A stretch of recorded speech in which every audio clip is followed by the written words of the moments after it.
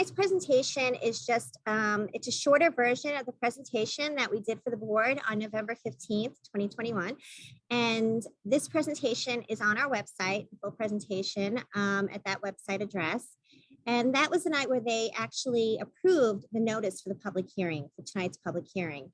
And the public hearing for tonight is going to address all of the masonry repairs that we plan to do with these funds. And also, we welcome any public input regarding the appropriation. And of course, any comments or questions from the public or the Board of Education, we will answer those and address those during the presentation. So the Repair Reserve was created back in 2015, and the Repair Reserve was created with a funding level of $2.5 million. And the purpose of the reserve is to pay for certain repairs to capital improvements or equipment that do not recur annually. A resolution appropriating monies from a repair reserve fund is subject to a public hearing, and at least 5 days must elapse between the publication of the notice of the hearing and the date specified for the hearing. So that's why we're here tonight, to fulfill that requirement in the law. The repair reserve was used 2 times prior to this. During the 15-16 fiscal year, the Board of Education authorized the use of $747,725 in funds to fix the boilers in the elementary school and to also pay for district-wide site work repairs to our sidewalks. Funds spent from this reserve cannot be replenished. So as a result, this reserve is fully funded and cannot increase unless the funding level is increased by referendum of the voters at a future date. So this chart just shows all of our reserves, and our repair reserve is right down towards the middle, the bottom half of the chart. And on June 30th, 2021, our balance in the repair reserve was $1,762,014. So we're estimating that this project right now is just under $1 million. And the project entails work to be done at all 3 buildings: the Learning Center, the elementary school, and the middle school, high school. And we have the architect, Mr. Severio Belfiore, who's going to continue with the presentation from here. Thank you, Ms. Buscemi. Some of this is obviously going to be a repeat from any of the board members that we presented to previously, but as you recall, as part of the 2020 visual building inspection, part of the items that we looked at each one of the district buildings was the exterior masonry, or what we call the envelope of a building. And we had identified at each one of the 3 locations some exterior masonry work that needed to be done. And what we're showing on the screen are some examples of what we found at the Learning Center. The total amount of work totals around $39,500 worth of work. It includes masonry repair and replacement. It includes some power washing around the exterior facade. It talks about expansion joint replacement, which are the gaps between where materials join together around perimeters or corners of the building. And we also have some work that needs to be done to lintels. Typically, scraping, priming, and painting those lintels help to preserve them as they're exposed constantly to the weather. So the photos that you see, the upper left-hand corner photo and the lower left-hand corner photo, those are some examples of masonry cracking that you could see at the exterior, where we would look to remove that masonry and replace it with matching brick that would go back in its place.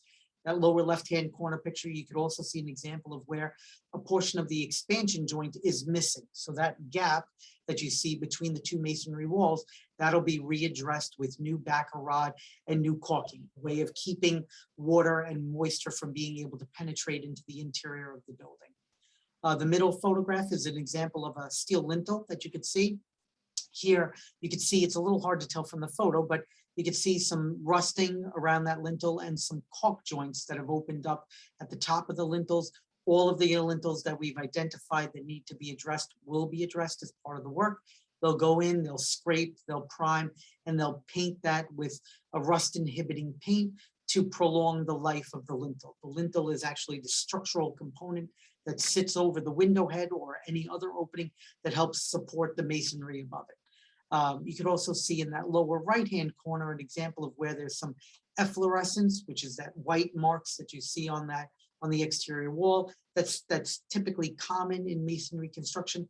It's the lime working its way through the face of the masonry, If left unchecked or unaddressed, it has a tendency of eating away at the mortar joints and the masonry units themselves, which again can help or which can promote water infiltration into the building. So portion of the work will be to power wash and remove all of that efflorescence that you see on the exterior.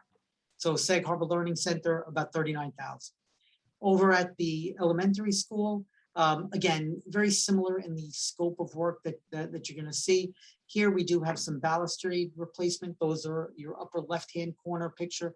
Those are the balustrades along Roosevelt, where you can see that the bottom of the balustrades are actually cracked. It's a little hard to see from the picture, but every one of them have shifted. So the thought would be to replace those with a polyurethane or a phenolic resin type balustrade, which would no longer be subjected or would no longer deteriorate if exposed to the weather. These happen to be natural limestone. We also have masonry repair and replacement, power washing again, some expansion joint replacement that we would look to do, some capstone caulk jointing. Those are the capstones that are at the roof level. We'll show you a picture of that in the next slide. Door and window caulk replacement, again, around many of the openings. You'll see where the caulk has deteriorated and needs to be replaced. Also, we'll look to scrape, prime, and paint the lintels, various lintels around the building as well. We had a little bit of scupper and leader replacement. Scuppers and leaders talk about roof drainage. So the way in which you move stormwater from the roof down to dry wells or underground drainage structures at the base of the building. That's the system that conveys it. And there were some areas where that needs to be addressed, as well as there was a small area where the foundation parging needed to be recoated. And that's a protective coating that's put around the foundation. The lower left-hand corner shows some of the staining on the limestone. So we would look obviously to power wash and clean that. And the total work for the middle school, for the elementary school is about almost $400,000, $398,424. If we go to the next slide, you can see some examples again. The lower left-hand corner, the lower upper left-hand corner shows examples of masonry that is broken, needs to be repaired. Parging the foundation coating, that's on that lower left-hand corner. It's a little hard to tell from the photo, but you can see where that cementitious coating on the foundation has deteriorated and is pulled away from the foundation wall. We would look to repair that. The middle photos and the picture of the chimney show masonry repair, some efflorescence, some brick displacement, again, examples of where the masonry would be repaired. The lower right-hand corner shows some coping stones and some capstones that need to be recaulked and power washed to be cleaned. And then you can see in the upper right-hand corner some louver repairs. We have some exterior louvers that have been damaged, have aged, caulking. Some of them are rusted. They need to be replaced as well. Here's just here's some examples of some pictures that are a little bit closer up. So the far left-hand corner, you can see an example, a nice example of where not only the louver needs to be addressed, the caulk joint needs to be addressed, as well as the lintel above it needs to be scraped, primed, and painted. Again, a way of preserving the lintel and the structural integrity of the masonry. The center photo is an example of a louver in which you can see all around it. The caulk has deteriorated and the backer rod has fallen out. We will replace that and recaulk those joints. Again, a way in keeping the building watertight or the envelope watertight. And the right-hand picture shows at the very top of the building, just underneath the coping, you can see some of the masonry has displaced itself. Typically, water gets in, freezes behind the masonry, pushes that masonry out. So you want to go in and replace that masonry with, again, matching brick. So we would address items like that around the building as well. At the middle school, high school, again, same scope of work, pretty much the same scope of work. We have some balcony replacement. There is a portion around the entrance to the building which is severely deteriorated, not only the masonry, but also the balusters and the roofing. So the two photos that you see at the left represent the work that needs to be done.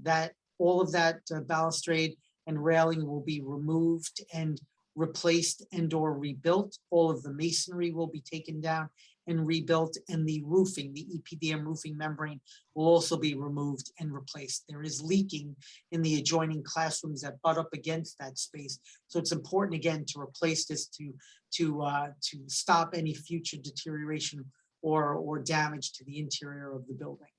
There'll also be some masonry repairs. We have some ivy that needs to be removed, although it looks nice on the building. Unfortunately, it is detrimental to the mortar joints and the masonry around the building. Again, expansion joint replacement, backer rod and caulking.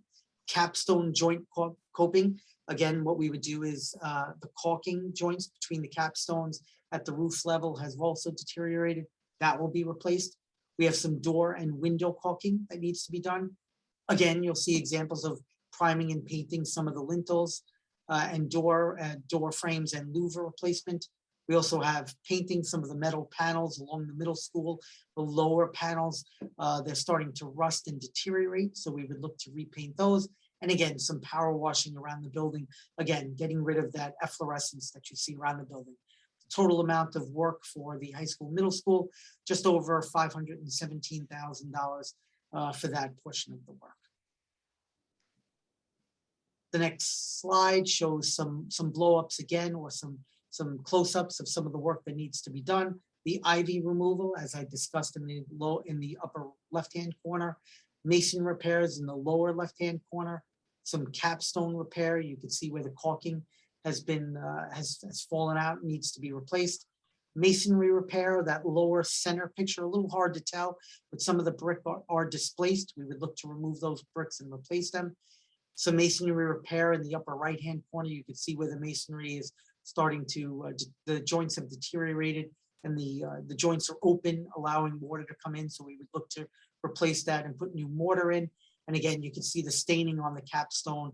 That would look to be power washed and cleaned off as well as any joints recaulked and resealed.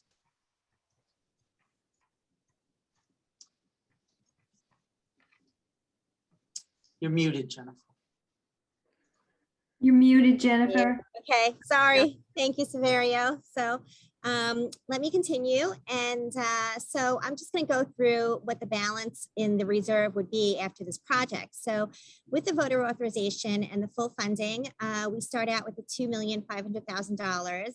And you can see that the elementary school boiler repair was a little over 102,000. We had the site work sidewalk repair at a little over 645,000. We've been earning interest on the reserve since the beginning, and the interest came to $9,740 at year end. So our current balance is $1,762,000.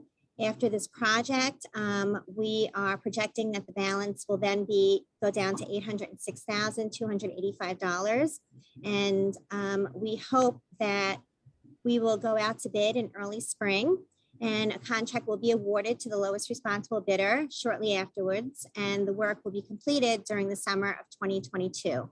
So I am in the library right now in person, and there is no one here. And so, Scott, I don't know if there's anybody online with any questions or any comments.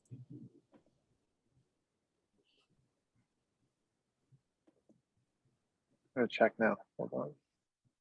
No. Does anyone else, any of the panelists, or does anyone else have any questions or comments about the project? You can always contact me directly also if you have any questions or comments afterwards. I would just say at the Learning Center, none of that work was done on any of the previous renovations or anything like that?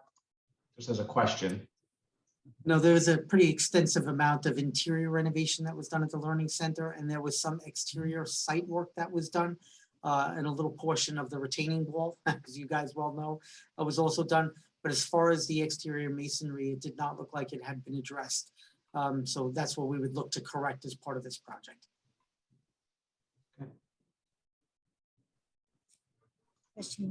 Okay, so we will address that panelist question afterwards at the board meeting. So we'll thank you everyone for logging in today, and we will go ahead and end the public hearing. And we will start our board meeting at 6:30, and whoever needs to log into that can go ahead and log on. But thank you so much, everyone. Have a great evening.